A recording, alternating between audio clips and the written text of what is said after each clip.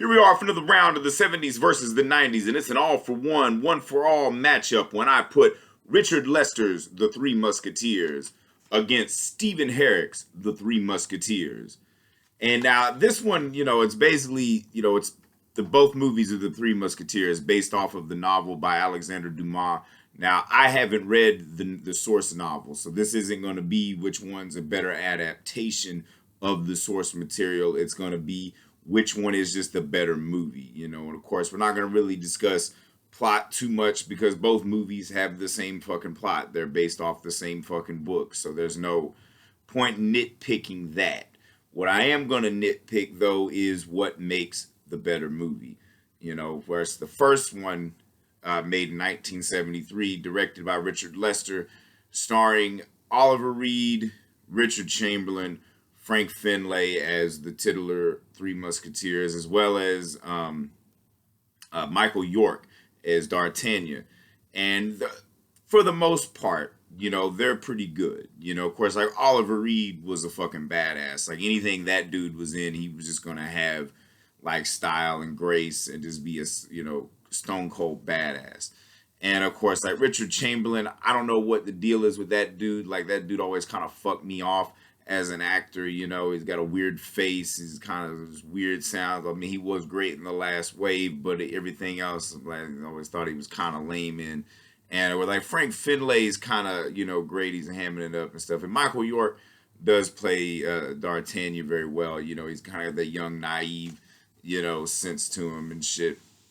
Now, one thing that like both of these movies do that irks me a lot with like when they make shit like this, because the fucking story takes place in France, but everybody sounds fucking British. That's the one thing that irks me the most. At least in Stephen Herrick's film, there is at least one French person. Julie Delpy is in that one. We'll get to that later. But also, too, you have Charlton Heston as Cardinal Richelieu, which, he's all right in that. The thing about Charlton Heston, he was good at playing an asshole, but he wasn't really that good at playing a sinister villain. And you also have Christopher Lee as Rochefort, The thing about Christopher Lee, he's great when he's playing Dracula, and he's great in The Man with the Golden Gun, but he's kind of fucking lame in this one. And you also get Faye Dunaway as Milady, which, I love Faye Dunaway. She's one of the greatest actors of all time. But in this one, it's kind of like she didn't really know what the fuck she's doing in this. And of course, you also get one of the finest women to ever live, Raquel Welch, as a part in this film too. And, the film does boast a pretty impressive cast, especially for the time that it was made, because this was a big epic. And of course, being directed by Richard Lester, who's most famous for doing the Beatles movies, A Hard Day's Night and Help, there is a certain level of comedy to it, and that does help. In the film, it starts out strong. Like it's, the way they meet and everything is pretty funny.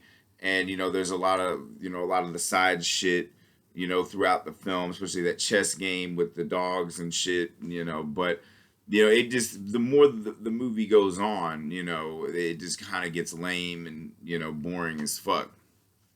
And then you look at Stephen Herrick's film, which was made by Disney, exactly fucking 20 years after Richard Lester's Three Musketeers. Here we get kind of a more, raucous, in-your-face type of movie. It definitely moves a lot faster, Same fucking story. They're all doing the same shit. They do basically move, change some shit up a bit. But in my opinion, the cast is way fucking better, because here you got Tim Curry playing Cardinal Richelieu. And of course, when it comes to playing a sinister villain, Tim Curry has that shit in the fucking bag, and he plays it fucking brilliantly. Because dude was a magnificent sleaze when he needed to be. And you also get Michael Wincott playing Rochefort. And Michael Wincott, that motherfucker was a badass, And of course, yet again, another one that's really good at playing a fucking villain, And of course, even just his face and his voice, very fucking sinister. And of course, the Three Musketeers are played by Charlie Sheen, Oliver Platt, and Kiefer Sutherland, who are just stone cold badasses, you know. And of course, Kiefer Sutherland and Charlie Sheen being the sons of two of the greatest actors of the 70s, Martin Sheen and Donald Sutherland. And of course, like Oliver Platt, like anytime you needed like comic relief in a movie, Oliver Platt was there to do the deed and then some. And then, of course, D'Artagnan is played by Chris O'Donnell, who, of course, was coming off of Sin of a Woman. And speaking of Sin of a Woman, you also have Gabrielle Anwar playing the Queen of France. And, like, those four have, like, exceptional chemistry. Because, like, Chris O'Donnell, you know, he's the perfect, like, you know, young, naive dude that just wants to fucking, like, you know, be a musketeer and shit. And then, of course, like, the way that they're introduced is a lot cooler. There's also more of a sense of danger, you know, where it's like the Three Musketeers in the 70s is more like it motherfuckers just playing in a sandbox type thing. You know, there's not as much danger as there is in the 90s version. And it also like it helps it speed it along more. You also have Rebecca De Mornay playing Milady, which is a lot more colder than Faye Dunaway, you know, which is a hell of a feat to pull off. And, you know, she just absolutely runs with that character. You know, there's a brilliant scene with Tim Curry's Cardinal Rousselot. She pulls the knife on him because, you know, he's trying to get fresh with her. And he's like, you know, the snap of my fingers, I can have you killed. And it's like, in the flick of my wrist, I can change your religion. That's one of the best lines. It's really great dialogue in the 90s version, way better than the 70s version.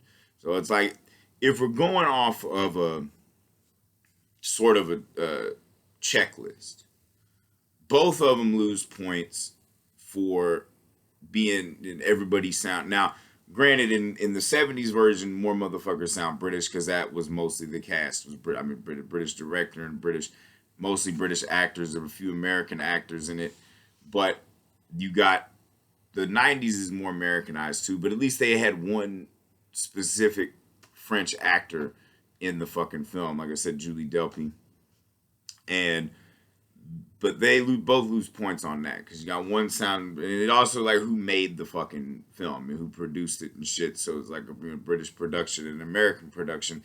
Nobody's sounding fucking French in that shit. Nobody's even attempting a French accent. Everybody's doing their own fucking accents and shit. And it's like that's all well and good, but you kind of forget where the fuck this movie takes place, you know, for all of this fucking fantasy land, you know. So both of them lose points for that. Now, the 90s one gets points for having the better cast. Like, both of them have great casts. Everybody involved in it is good, but I feel like it was better cast in the 90s, especially Tim Curry as Cardinal Rousselot. Like, especially a movie like this, your action adventure films are only as good as your villain, and the villain in the 90s version is exceptional, you know. And also, too, another point for the 90s one is the action. The action is way more exciting and thrilling than, you know, because in the 70s version, the action is more comical, you know. It's not really, and maybe that's how the old school swashbucklers were, but it just doesn't do anything to really, like, hold my attention, you know.